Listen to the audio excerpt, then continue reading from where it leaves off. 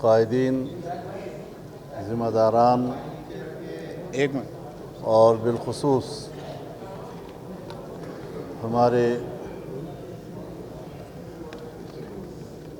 بزرگ خاتون مہمان جسے ہم خوش آمدید کہتے ہیں،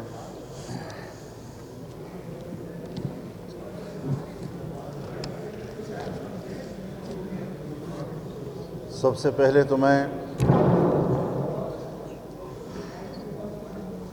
Pakistan federal union of journalist کا شکر گزار ہوں کہ آپ نے یہ اجتماع منعقد کیا اور مجھے اس میں شرکت کا اعزاز بخشا۔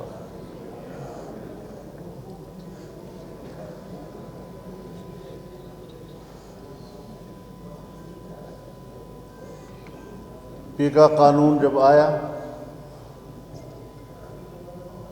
تو آپ کے یونین کی طرف سے صحافی حضرات کا ایک وفد مجھے ملا۔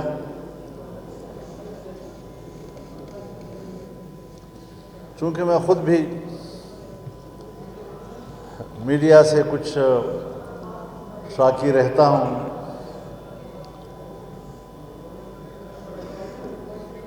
تو میں نے ضرور یہ کوشش کی کہ میں اس قانون کو سمجھوں۔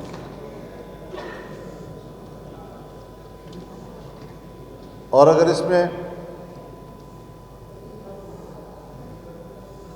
کوئی قابل اعتراض بات نہیں ہے یا واقعتاً کچھ خامیوں کو ایڈریس کیا گیا ہے اور اس کی اصلاح کی گئی ہے، تو میں اس کی حمایت کروں، اور اگر اس میں خامیاں ہیں، اس میں قدغنیں ہیں، ناجائز قدغنیں ہیں، اور ایک جمہوری ملک میں، جمہوری ماحول میں میڈیا کا گلا گھونٹا جا رہا ہے، تو پھر میں واضح طور پر ایسے قانون سے اختلاف کروں۔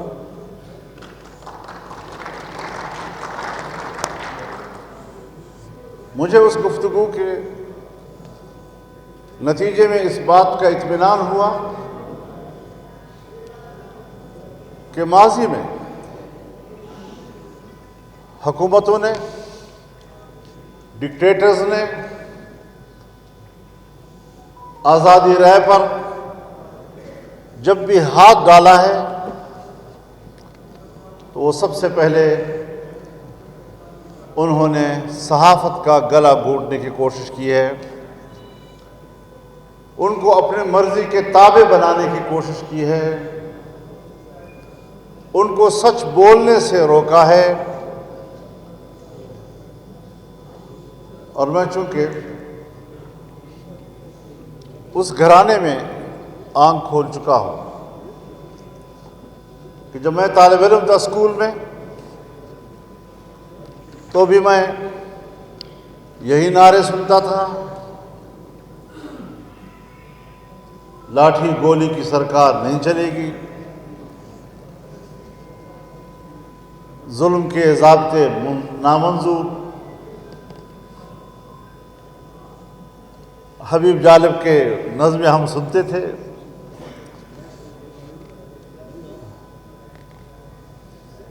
امین گیلانی کی ہم نظمیں سنتے تھے،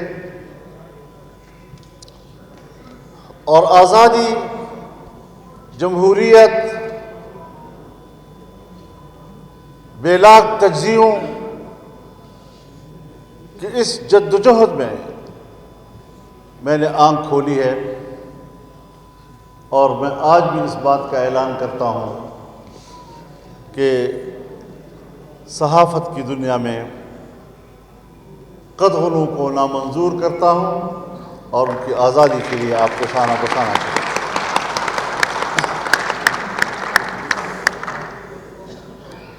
میں ہمیشہ اس بات کا حامی رہا ہوں، جب بھی پارلیمنٹ میں یا حکومت ایوانوں میں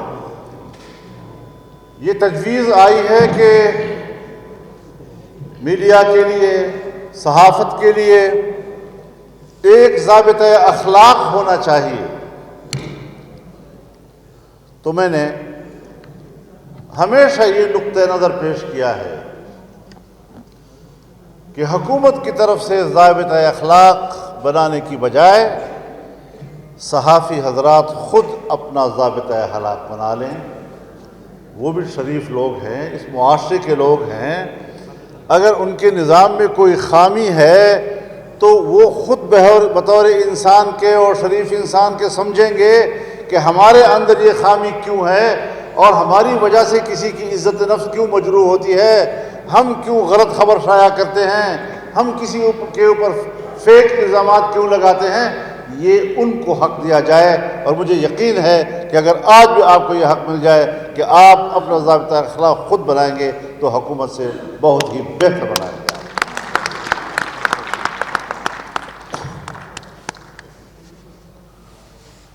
باقی تو ظاہر ہے اسٹیج پر بہت سے اکابرین موجود ہیں، بہت سے لوگوں نے باتیں کرنی ہیں، تفصیلی گفتگو کی شاید گنجائش نہ ہو،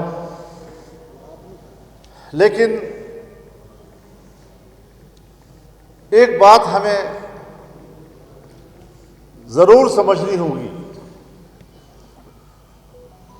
کہ ہر ڈکٹیٹر نے آئین پر، جمہوریت پر، پارلیمنٹ پر شب خون مارا ہے۔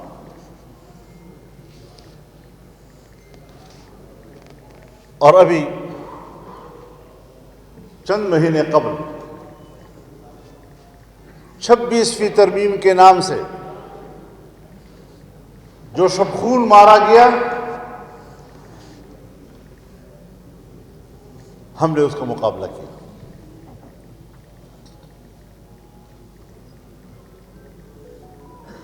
عدلیہ کو اپنی لونڈی بنانے کی کوشش کی گئی،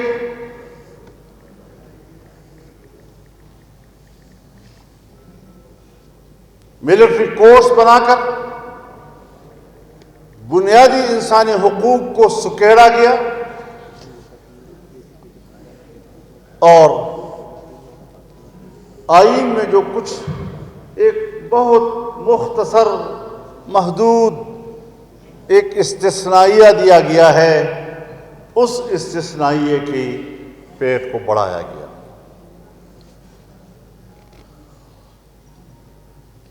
ہم نے اس مسودے کو مسترد کیا۔ ہم سیاسی لوگ ہیں، بات چیت پر یقین رکھتے ہیں، اور بات چیت کا راستہ لیا۔ اس 26ویں ترمیم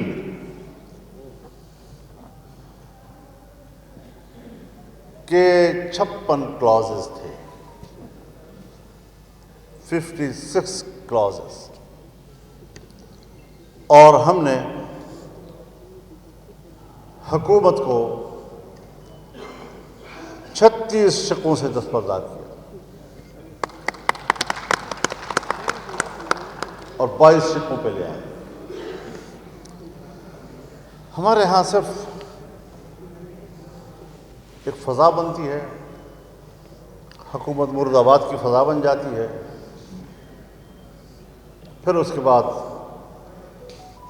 اپنے الفاظ میں اس کی حمایت و تائید کے پیمانے بنائے جاتے ہیں۔ کوئی نہیں سوچتا کہ اس پورے پروسیس کی تفصیل کیا ہے، کہاں غلطی تھی، کہاں ٹھیک تھا، کس کو مانا گیا، کس کو نہیں مانا گیا، اور اس تفصیل کے ساتھ تجزیہ کر کے اس کی حمایت یا مخالفت کی جائے۔ آج مجھے بھی پتہ ہے کہ بڑی منصوبہ بندی کے ساتھ، 2-3 مہینے کی منصوبہ بندی کے ساتھ پھر کچھ لوگ انسٹال کیے گئے تاکہ وہ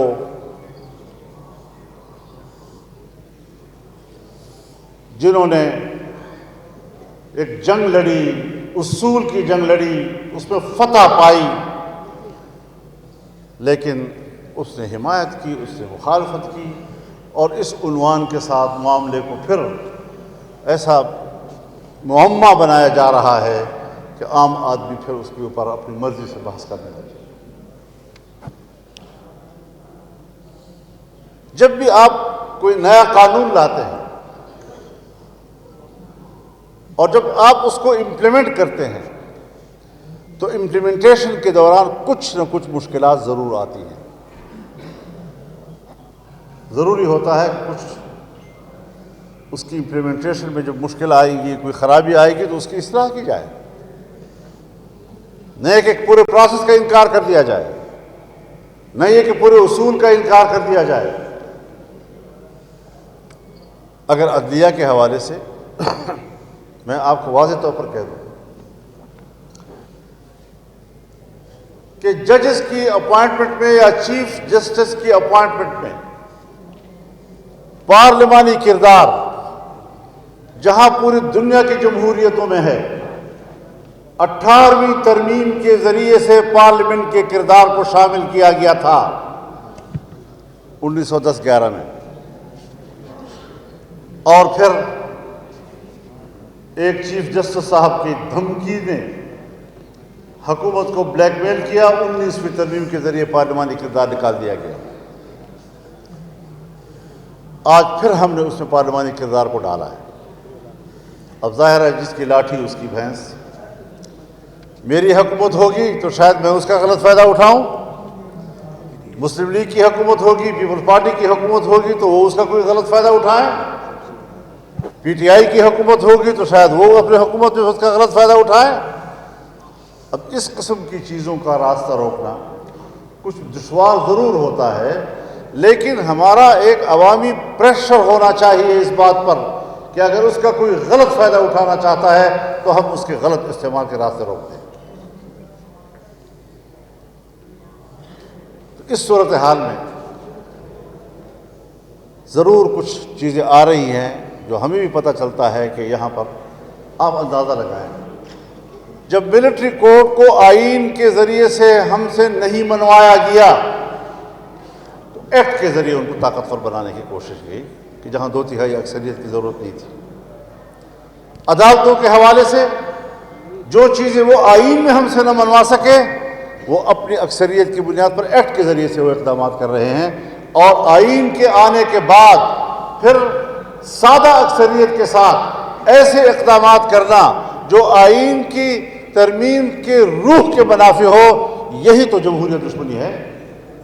ان کو احترام نہیں آئین کا، ان کو احترام نہیں پارلیمنٹ کے فیصلوں کا، ان کو احترام نہیں 2/3 اکثریت کے فیصلوں کا۔ آئیے ہم اس بنیاد پر بھی سوچیں کہ کچھ تھوڑا سا احترام کر کے آپ اس کو امپلیمنٹ کرتے، شائستگی کے ساتھ امپلیمنٹ کرتے، اور اس میں قانون کے ذریعے ایکٹ پاس کر کے آپ اس کی روح کو نہ چھینتے تو ایک اچھی پیش رفت اس بارے میں ہو سکتی تھی۔ تو اس حوالے سے سیاسی کھیل بھی کھیلے گئے، اپوزیشن کو تقسیم کرنے کی بھی کوشش کی گئی، پی ٹی آئی اور جے آئی کو دوبارہ لڑائی کی طرف لے جانے کی بھی کوشش کی گئی، لیکن ہم نے پوری دانشمندی کے ساتھ، سنجیدگی کے ساتھ اپوزیشن کو بھی اعتماد میں رکھا، یکجا رکھا، اور ہم نے ایک ایک قدم باہمی مشاورت سے آگے بڑھایا، اور الحمدللہ اصولی جنگ ہم نے جیتی۔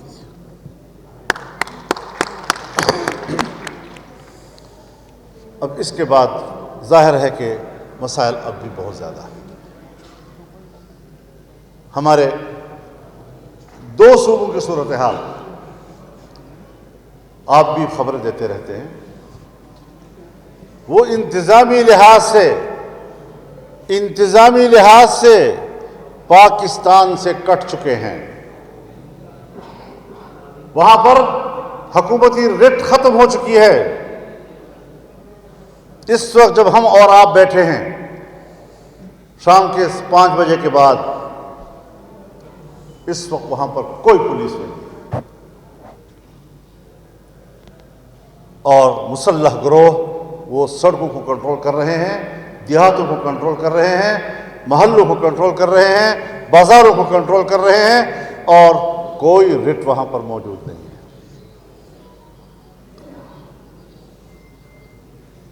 جو واقعہ وہ آپ تک بھیجنا چاہتے ہیں آپ وہی چھاپ لیتے ہیں۔ آپ کو بھی یہ علم نہیں ہے کہ اس ایک خبر کے پیچھے کتنے سینکڑوں خبریں چھپی ہوئی ہوتی ہیں جو آپ کو نہیں بتائی جاتی۔ اس سے ملک نہیں چلتے۔ بلوچستان کی صورتحال یہی ہے۔ کیا ہم نے کبھی سوچنا ہے ان سیاسی دھندوں سے جو اسلام آباد میں ہم کھیل رہے ہیں، اس سے فارغ ہوں گے تو ملک کے لیے کوئی کچھ کریں گے نا؟ میرے بھائیوں، دو عنوان ہیں اس ایک جنگ کے۔ کچھ لوگ ہیں جو نظریات کی جنگ لڑتے ہیں، لیکن ہماری کچھ قوتیں وہ اپنی اتھارٹی کی جنگ لڑتی ہیں۔ ان کو صرف اپنی اتھارٹی کی فکر ہوتی ہے، نہ نظریہ ہے، نہ ملک کی کوئی خیرخواہی ہے، صرف اور صرف اپنی اتھارٹی، نہ اس کی پرواہ ہے کہ ہمارا کردار پبلک کو قبول ہے یا نہیں۔ عوامی رائے چاہے ملٹری ہو اور چاہے ملیٹنٹ ہو، ان کے ہاں عوام کی رائے کی کوئی حیثیت نہیں ہوتی۔ عوامی رائے کو سیاستدان لے کر چل رہے ہوتے ہیں، لیکن سیاستدانوں کو ملکی نظام سے بے دخل کیا جا رہا ہے، پارلیمنٹ کے کردار کو ختم کیا جا رہا ہے۔ اور ایک بار پھر میں آپ سے کہنا چاہتا ہوں کہ جمہوریت اپنا مقدمہ ہار رہا ہے۔ پھر ہم کدھر جائیں گے؟ یہ جو 2-4 آواز پارلیمنٹ میں بچے ہوئے ہیں، کل اس کو بھی باہر کر دیں، کیونکہ فیصلے تو عوام نے نہیں کر رہے ہیں۔ عوام نے دکھاوے کے لیے قطار میں کھڑے ہو کر ووٹ ڈالنا ہوتا ہے، پھر جس نے بکسہ کھولنا ہوتا ہے اس کی مرضی ہے کہ وہ کیا نتیجہ برآمد کرتا ہے۔ پھر ایسی حکومتوں پر عوام کا اعتماد نہیں رہتا۔ پھر ایسی مشکل میں یہ ڈمی نمائندے وہ عوام کے سامنے نہیں جا سکتے، وہ پبلک کا کیس نہیں لڑ سکتے۔ ایک زمانہ تھا، میں نے بہت سوچا پورے ملک کی صورتحال پہ، میں ایک عجیب نتیجے پہ پہنچا کہ جہاں جہاں سے جمعیت علماء اسلام کا نمائندہ منتخب تھا، چاہے قومی اسمبلی ہو چاہے صوبائی اسمبلی ہو، اس علاقے میں امن تھا۔ وجہ کیا تھی؟ کہ وہ کردار تھے، وہ پبلک میں جاتے تھے، وہ عوام کی بات سنتے تھے، مشکل کو کنٹرول کرتے تھے۔ آج ان کا اختیار بھی چھین لیا گیا۔ تو سیاسی جماعتوں کے اگر کرداروں کو اس طریقے سے سمیٹا جائے گا، اس طریقے سے ان کو غیر مؤثر کیا جائے گا، تو جب حق کی آواز روکی جائے گی تو پھر بات روکنے کے بعد ہاتھ اٹھتا ہے، اور جب ہاتھ روکا جاتا ہے تو پھر بندوق اٹھتی ہے۔ پھر حالات کہاں جاتے ہیں اور کہاں جائیں گے اور کس طرف ہم جا رہے ہیں۔ مجھے آج بڑا اچھا فورم ملا ہے کہ میں اپنے صحافی بھائیوں کے بیچ میں کھڑے ہو کر، جہاں آپ مجھ سے پیکا کے حوالے سے تائید حاصل کرنا چاہتے ہیں، اور میں علی اعلان آپ کی تائید کر رہا ہوں، ملک کی سیاست کے حوالے سے بھی۔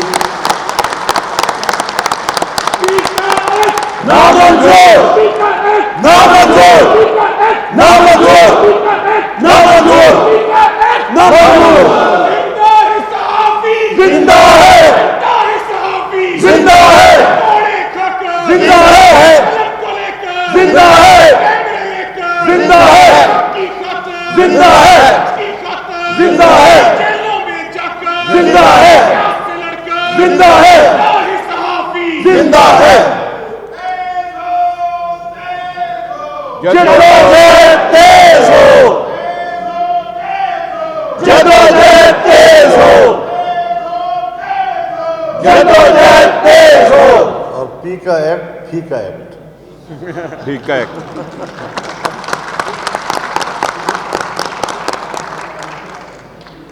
بہرحال یہ ہمارا ملک ہم سب کا ہے،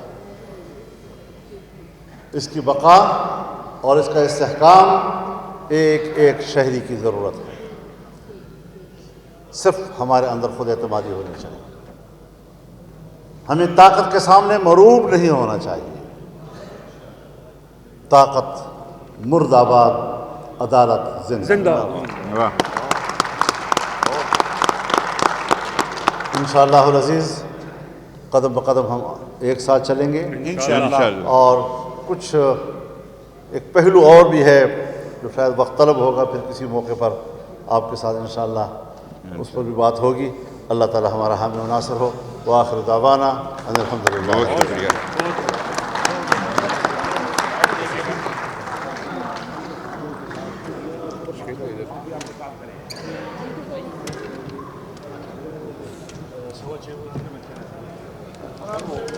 تمام دوستوں کا، خاص کر مہمانوں کا شکریہ، تشریف لائے۔ اسد کیسر صاحب، مولانا فضل الرحمان صاحب، شہرام صاحب، محمود اچکسئی صاحب، سلمان غنی صاحب اور سارے ساتھی، آپ کا بہت شکریہ۔ مولانا صاحب نے یقین دلا دیا،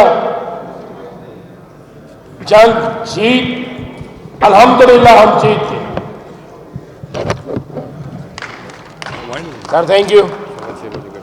تصویر گروپ